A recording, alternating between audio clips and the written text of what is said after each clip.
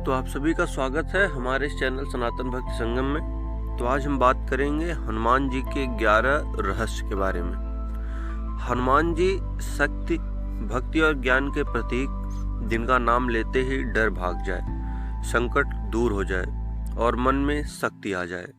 लेकिन क्या आप जानते हैं, इस महाबली हनुमान जी से जुड़े कुछ ऐसे रहस्य हैं जो आज भी लोगों के बीच कम ही जाने जाते हैं। चलिए आज हम आपको लेकर चलते हैं प्रभु श्री राम के परम भक्त श्री हनुमान जी के उन 11 रहस्यमय रूपों की ओर, जो न केवल चमत्कारी हैं बल्कि भक्त की गहराई में भी आपको डुबो देंगे। पहला आता है पंचमुखी हनुमान का रहस्य। एक समय लंका के युद्ध में अहिरावण ने श्री राम और लक्ष्मण को अग्नि पाताल में बंदी बना लिया। तब हनुमान जी ने 5 मुखों का रूप धारण किया: वराह, नरसिंह, गरुड़, हयग्रीव और स्वयं वानर रूप। हर मुख की अपनी शक्ति थी। गरुड़ मुख में नाग पास काटा, नरसिंह ने दुष्टों का संहार किया, वराह ने धरती को स्थिर किया। यह पंचमुखी स्वरूप आज भी भक्तों को संकट से बचाने वाला माना जाता है। दूसरा, छाया रहित शरीर। कहा जाता है कि हनुमान जी को वरदान प्राप्त है कि उनकी कोई छाया नहीं पड़ती। यह एक गूढ़ रहस्य है जो उनके तेजस्वी, दिव्य और निर्भय स्वरूप को दर्शाता है। तीसरा है अमरत्व का वरदान। हनुमान जी को कई देवताओं ने वरदान दिया कि वे सदा अमर रहेंगे।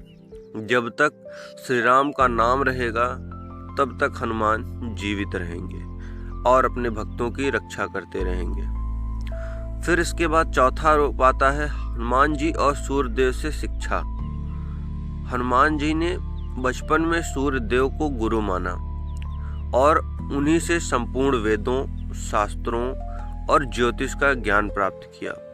उन्होंने सूर्य की परिक्रमा करते हुए चलती चलती शिक्षा ली। फिर पांचवा आता है श्री राम की भक्ति में विलीन। हनुमान जी को यह वरदान प्राप्त है कि वे श्री राम के बिना जीवन की कल्पना नहीं कर सकते। उनका शरीर तो वानर है लेकिन आत्मा पूर्ण रूप से राम में समर्पित है। फिर इसके बाद छठा आता है हनुमान जी का आकार बदलने का वरदान। हनुमान जी को भगवान शिव से यह वरदान मिला कि वे इच्छा अनुसार अपना आकार बदल सकते हैं। बचपन में ही उन्होंने सूर्य को फल समझकर निगल लिया था। यह भी इसी चमत्कारी शक्ति का प्रमाण है। फिर सातवां आता है शनिदेव पर विजय। एक कथा के अनुसार जब शनिदेव ने हनुमान जी को कष्ट देना चाहा, तब हनुमान जी ने उन्हें अपनी पूंछ में लपेट लिया। शनिदेव ने क्षमा मांगी और वचन दिया कि जो भी हनुमान चालीसा का पाठ करेगा उसे शनि की पीड़ा नहीं होगी। तो अगर आपको शनि की पीड़ा से बचना है तो हनुमान जी की सेवा करें और हनुमान चालीसा का पाठ करें। फिर आठवां आता है हनुमान जी और कलयुग। हनुमान जी को यह वरदान मिला है कि वे कलयुग में भी जीवित रहेंगे और सच्चे भक्तों को दर्शन देंगे। कहा जाता है कि वे हिमालय, ऋष्यमुख पर्वत या रामेश्वरम जैसे स्थानों पर तपस्यारत हैं। फिर 9वां आता है हनुमान जी का ब्रह्मचर्य। हनुमान जी जीवन भर ब्रह्मचारी रहे। उनका संयम और शक्ति इसी तप से उत्पन्न हुई।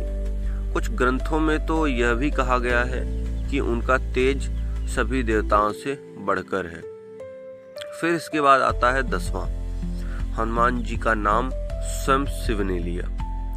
एक कथा के अनुसार जब भगवान शिव रामावतार को देखने के लिए उतरे, तब उन्होंने हनुमान के रूप में स्वयं को भेजा। इसलिए कई पुराणों में हनुमान जी को शिव का रुद्रावतार भी कहा गया है। फिर इसके बाद आता है 11वां और लास्ट, हनुमान जी की उपस्थिति आज भी संभव है। कई भक्तों ने समय समय पर दावा किया है कि उन्हें आज के युग में हनुमान जी के दर्शन हुए हैं। शास्त्रों के अनुसार वे हर उस स्थान पर होते हैं जहाँ सच्चे भाव से राम कथा, रामायण या भक्ति होती है। समापन उपसंहार। हनुमान जी केवल शक्ति के प्रतीक नहीं, वे भक्ति, ज्ञान और सेवा की मूर्ति हैं।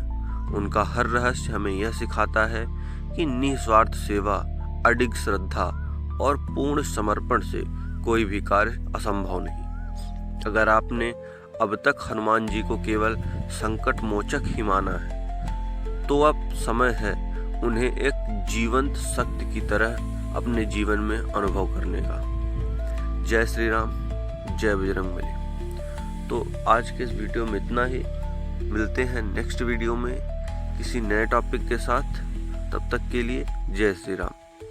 अगर आपको किसी मेन टॉपिक के बारे में जानकारी चाहिए तो हमें कमेंट में ज़रूर बताएं।